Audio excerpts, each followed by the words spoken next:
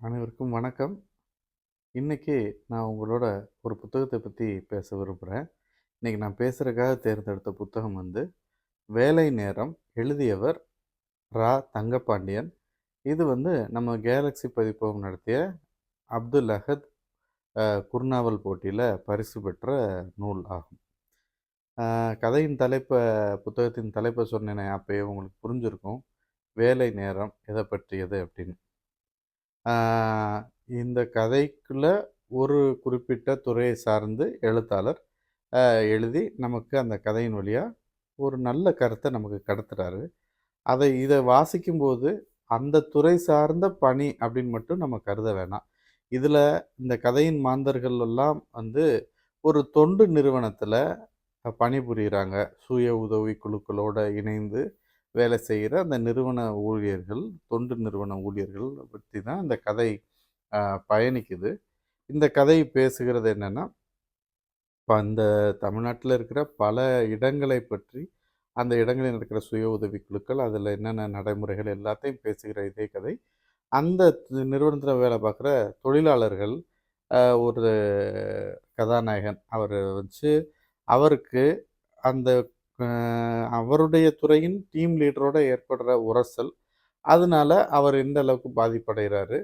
அந்த நிறுவனம் எந்த அளவுக்கு அவருக்கு தாங்கி பிடிக்குதா, கைவிடுதா அப்படின்றதுல கதை பயணிக்குது. நீங்க புத்தகத்தை வாங்கி வாசிச்சு பாருங்க. உங்களுக்கு புரியும். அந்த கதையில நம்மளுடைய விதிமுறைகளின்படி அப்துல் அஹத் அப்படின்ற ஒரு அருமையான கதாபாத்திரத்தையும் எழுத்தாளர் சிறப்பா கொண்டு வந்திருக்கிறாங்க.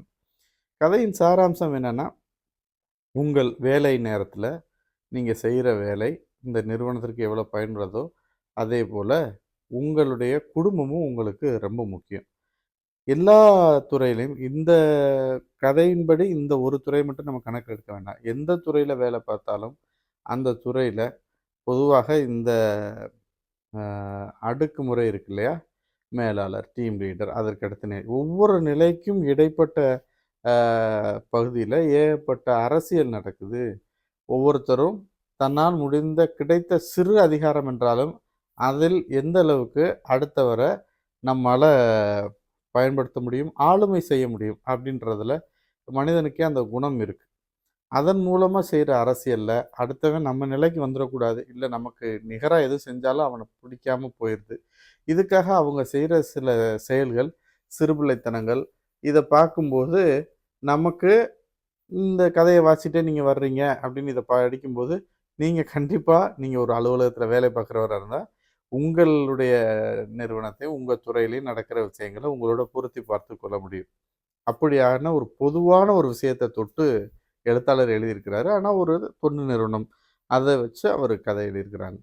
நம்ம பார்க்கும்போது இப்ப சமீபத்தில கூட ஒரு நிறுவனத்தின் உயர் அதிகாரி சொல்லியிருந்தாரு. "அ ஞாயித்துக்கிழமை கூட அ வேலைக்கு வர வைக்க முடியலன்னு நான் ரொம்ப வருத்தப்படுறேன் என்னுடைய ஊழியர்கள. எப்படித்தான்யா உங்க மனைவியின் முகத்த பார்த்துக்கிட்டே இருக்கிறீங்க?" அப்படின்னு கேட்டிருந்தாரு. அது எந்த அளவுக்கு தாக்கத்த உண்டாக்குச்சு அப்படின்றது பொருளாதார அடிப்படையில அந்த கம்பெனிக்கும் தாக்கத்த உண்டாக்குச்சு. ஆனா, நல்லா யோசிச்சு பாருங்க.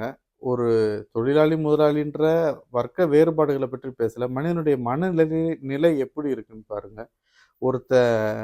வேல பார்க்கணும், ஞாயிற்றுக்கிழமையும் வேல பார்க்கணும். அது மட்டுமின்றி, எப்படி நீ பார்த்துக்கிட்டே இருக்கீங்கன்ற இந்த ஒரு அரத பழசான இந்த டார்க் காமெடி, இந்த காமெடியில வச்சு ஒரு உயர் அதிகாரி பேசுறாருன்னா, அவருடைய மனநிலை எப்படி இருக்கும்? அந்த ஊழியர்களுடைய மனநிலை என்னவா இருக்கும் அங்க வேல பார்க்குறவங்க? இதுதான் இப்போ இந்த கதையின் சாராம்சம். உங்களுக்கான பணி ஒதுக்கப்பட்ட நேரத்தில, உங்க நிறுவனத்துக்கு நீங்க உண்மையா, விசுவாசமா உங்க வேலைய சிறப்பா செய்யணும். அதே நேரத்தில நிறுவனத்துக்கு உழைப்புகிறதும், உண்மையா இருக்கிறதும், உங்கள் குடும்ப வாழ்க்கைய பாதிக்க விடக்கூடாது. எழுத்தாளர் அருமையா கடைசியில இத பதிவு செஞ்சிருக்கிறாரு. இந்த கதையின் நாயகன் தன் பணிய விட்டு விலகும்போது, பொதுவா எல்லாருக்கும் ஒரு கடிதம் எழுதிட்டு போறாரு. அத ரொம்ப ரசிச்சு வாசிச்சேன். ஆ உங்களுடைய பணி, உங்களுடைய வேலை, உங்க நிறுவனத்துக்கு நீங்க காட்டுற விசுவாசம், உழைப்பு எல்லாம் அது உண்மையா இருக்கணும். அதன் மூலமா தான் உங்களுக்கு வருமானம். அந்த பணம் தான் உங்களுக்கு நிக்கும்.